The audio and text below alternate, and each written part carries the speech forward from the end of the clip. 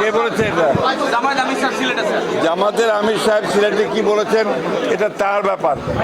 আমরা খুব পরিষ্কার করে বলি যে আমরা একটা গণতান্ত্রিক উদারপন্থী গণতান্ত্রিক রাজনৈতিক দল। দীর্ঘ সংগ্রামের মধ্য দিয়ে জনগণের ভালোবাসায় তাদের ভোট নিয়ে আমরা আজকে সংসদে 2/3 আসন লাভ করেছি, সরকার গঠন করেছি। একবার নয়, বিএনপি পাঁচবার রাষ্ট্র পরিচালনার দায়িত্বে এসেছে। সুতরাং বিএনপিকে যারা ফ্যাসিবাদ বলেন তাদের হয় জ্ঞানের অভাব আছে অথবা তাদের মাইন্ডসেটটা এভাবে তৈরি হয়েছে। বিএনপি তো একটা গণতান্ত্রিক রাজনৈতিক দল, আর জামায়াতে ইসলামের আমির সাহেব বলেছেন উনি ওনার গণতন্ত্রটা ভালো করে পড়বেন, তাহলে কী ব্যবস্থা হবে সেটা দেখা যাবে। ওনারা গণতান্ত্রিক দল কিনা এটা ওনারাই নিজেরা বিবেচনা করবেন। ধন্যবাদ। রাষ্ট্রপতির পদ শূন্য হয়েছে।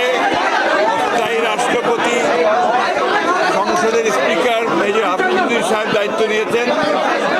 সংবিধান অনুযায়ী যথাসময়ে রাষ্ট্রপতি নির্বাচন হবে এবং দল সিদ্ধান্ত নেবে কাকে সেখানে মনোনয়ন দেওয়া হবে। আর কিছু প্রশ্ন আছে?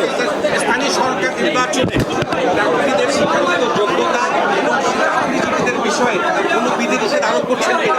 এটা আমাদের করার কিছু নাই, সম্পূর্ণভাবে নির্বাচন কমিশন করবে। আর আমাদের যেহেতু স্থানীয় সরকারের বিষয় আছে, এই বিষয়টা আমরা মন্ত্রণালয়ে আলোচনা করে স্থানীয় সরকার নির্বাচন কবে নাগাদ হতে পারে? এটা তো আগেই বলেছি আমরা যে এই বছরের শেষে না হলে সামনের বছরের প্রথম দিকে হবে।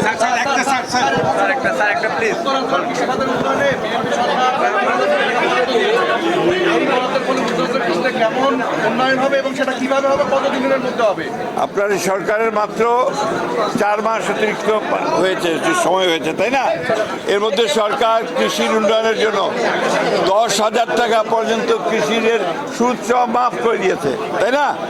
এবং কৃষির জন্য ঘোষণা করেছেন মাননীয় প্রধানমন্ত্রী যেখানে সবচেয়ে বেশি বরাদ্দ দেওয়া হবে। একই সঙ্গে কৃষিকে লাভজনক করার জন্যে যতটুকু আপনার ব্যবস্থা নেওয়া দরকার সেগুলো ব্যবস্থা নেওয়া হবে।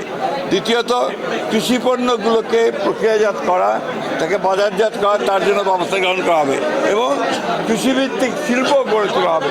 সেই জন্য সমস্ত ব্যবস্থা নেওয়া হচ্ছে।